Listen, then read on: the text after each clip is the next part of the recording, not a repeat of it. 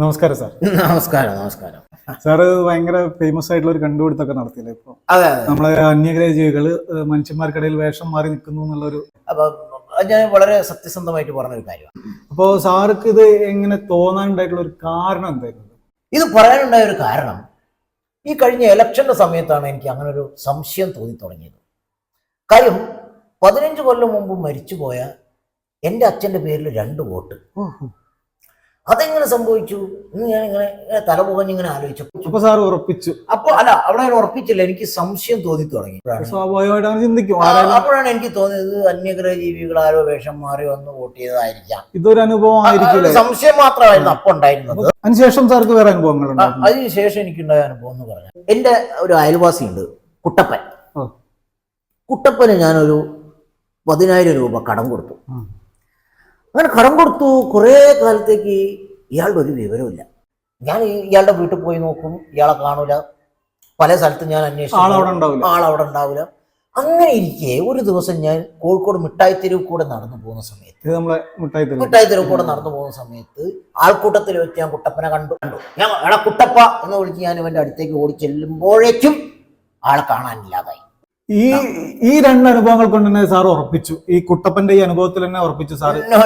പറഞ്ഞ അതല്ല, ഈ 2 അനുഭവങ്ങളല്ലാതെ എനിക്ക് നേരിട്ടുണ്ടായ ഒരു അനുഭവം. നേരിട്ട അനുഭവം എന്ന് പറഞ്ഞു കഴിഞ്ഞാൽ, അതായത് ഞാനൊരു ദിവസം രാത്രി കിടന്നുറങ്ങുമ്പോൾ ഒരു 12:30 1 മണിക്ക് 2 മണിയുടെ ഇടയിലായിരിക്കും സ്വാഭാവികമായിട്ടും. 1:57 58 2 മണിയായിട്ടില്ല. ഈ സമയത്ത് എൻ്റെ താഴത്തെ മുറിയിൽ നിന്ന് ഭയങ്കര ശബ്ദം. അപ്പോൾ ഞാൻ എന്താക്കി, ഈ ശബ്ദം കേട്ടപ്പോൾ ഞാൻ അവിടെ മിണ്ടാതെ കിടന്നു. വാതിൽ ചവിട്ടിപ്പൊളിക്കുന്നു, അലമാര തുറക്കുന്നു, എന്തൊക്കെയോ ശബ്ദം ഞാൻ കേൾക്കുന്നുണ്ട്. ആ ശബ്ദം പോയി നോക്കാമായിരുന്നു. ഞാൻ പോയി എന്തിന്?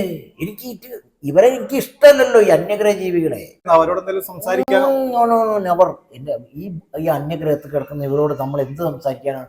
നേരം വെളുത്തപ്പോഴാണ് എൻ്റെ പൈസ പോയി, സ്വർണം പോയി, വീടിന്റെ ആധാരം വരെ പോയി. ഈ അന്യഗ്രഹത്തിൽ കിടക്കുന്ന ഇവർക്ക് എന്തിനാണ് ഈ ഭൂമിയിലുള്ള ഇത്രയും സാധനങ്ങൾ ഇവർ എന്തിനു കൊണ്ടുപോയി? അന്ന് മുതലേ ഇങ്ങനെ ഇതിന്റെ പിന്നാലെ തന്നെ ഉണ്ട്. ഇതിന്റെ പിന്നാലെ ഞാൻ ഒരു പട്ടിയെ പോലെ അലയുകയാണ്. ഈ അവാർഡുകളൊക്കെ സാറേ കണ്ടുപിടുത്തത്തിന് കിട്ടിയതാണ്? അല്ല, ഇതൊക്കെ ഞാൻ തെരഞ്ഞു കണ്ടുപിടിച്ചതാണ്. കണ്ടുപിടിച്ചോ? ആ സൺഡേ മാർക്കറ്റ് ഉണ്ടല്ലോ, അവിടെ അവാർഡൊക്കെ കൊടുക്കുന്നു? അല്ല, അവിടെ പഴയ സാധനങ്ങൾ ഉണ്ടാവും, അതൊന്ന് തെരഞ്ഞെടുത്ത സാധനങ്ങളാണ്. സാർക്ക് ഇവരെ വല്ല സ്പർശിക്കാനുള്ള? ഞാൻ ഒരു തവണ ഞാൻ ഇവരെ സ്പർശിച്ചിട്ടുണ്ട്. ഞാൻ ബീവറേജിൽ വരിക്കുന്ന സമയത്ത്. സാറ് മദ്യപിക്കൂ? ഞാനല്ല, എനിക്ക് വേണ്ടിയിട്ടല്ല, സാറ് മറ്റുള്ളവർക്ക് വേണ്ടി. ഞാൻ ഇവിടെയൊക്കെ ഉണ്ടോന്ന് അറിയാൻ വേണ്ടിയിട്ട് ഞാൻ ബീവറേജിൽ ഗവേഷണത്തിന്റെ ഭാഗമായിട്ട് ഞാൻ ബീവറേജിൽ വരി നിന്നു. അങ്ങനെ വരി നിൽക്കുന്ന സമയത്ത് എന്റെ തൊട്ടു മുമ്പിൽ അന്യഗ്രഹ ജീവി. അത് സാധനം മേടിക്കാൻ വേണ്ടിയിട്ടുള്ള അല്ല, ഞാൻ പറയട്ടെ, തലയിൽ ഒരു ഹെൽമെറ്റ് ഒക്കെ വെച്ച് ഒരു മാസ്ക് ഒക്കെ വെച്ചിട്ട് ഇങ്ങനെ നിൽക്കുക ആള്. സ്വാഭാവികമായിട്ട് എല്ലാവരും അങ്ങനെ തന്നെയാണ്. അല്ലല്ല, അത് ഞാൻ പറയാം. ഇയാൾ അവിടുന്ന് 8 ഫുള്ള് വാങ്ങി. ഏതാ സാധനം വാങ്ങിയത്? MH. സാധാരണ നമ്മളൊക്കെയാണ് അത് കൊണ്ടുപോകണമെങ്കിൽ ഒന്നെങ്കിൽ സഞ്ചി വേണം, അല്ലെങ്കിൽ ബാഗ് വേണം. ഇവൻ 4 ഫുള്ള് ഇവിടെ ഫ്രണ്ടിൽ, 4 ഫുള്ള് ബാക്കിൽ, ഫുൾ സീനിൽ നടന്നു പോയി. അവിടെ നിന്നാണ് എന്റെ സംശയം പലപ്പോഴും. ഇത് മനുഷ്യന്മാർക്ക് നടക്കുന്ന കാര്യമില്ല, 8 ഫുൾ എങ്ങനെ ഒരു മനുഷ്യൻ? അവിടെ നിന്നാണ് ഞാൻ ഈ ഒരു പ്രസ്താവന ഇറക്കുന്നത്.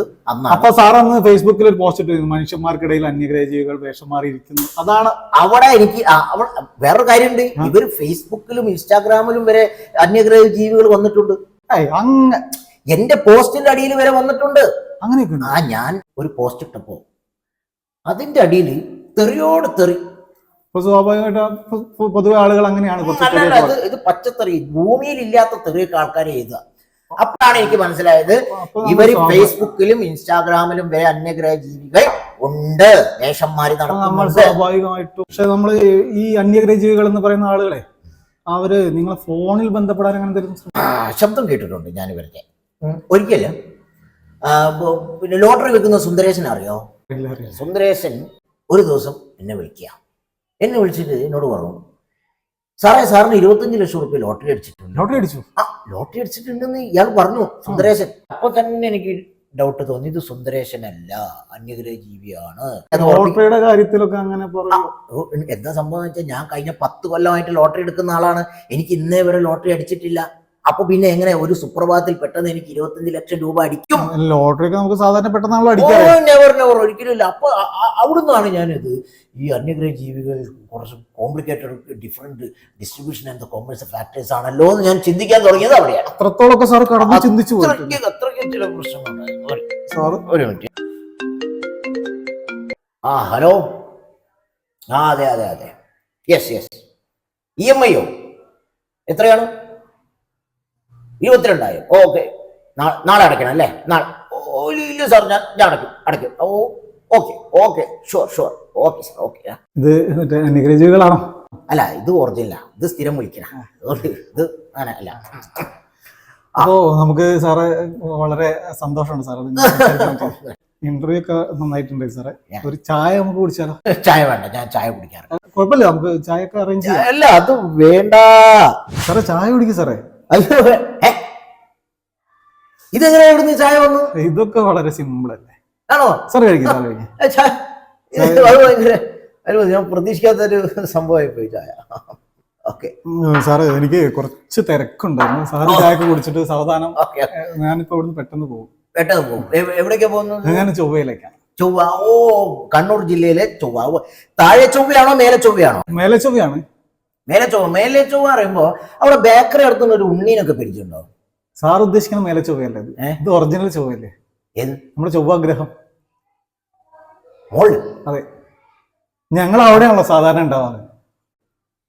ചൊവ്വ ഗ്രഹത്തിലോ? അതെ, ഞങ്ങൾ അവിടുന്ന് പെട്ടെന്ന് വന്നതാണല്ലോ. പെട്ടെന്ന് വരിക? എന്ത്?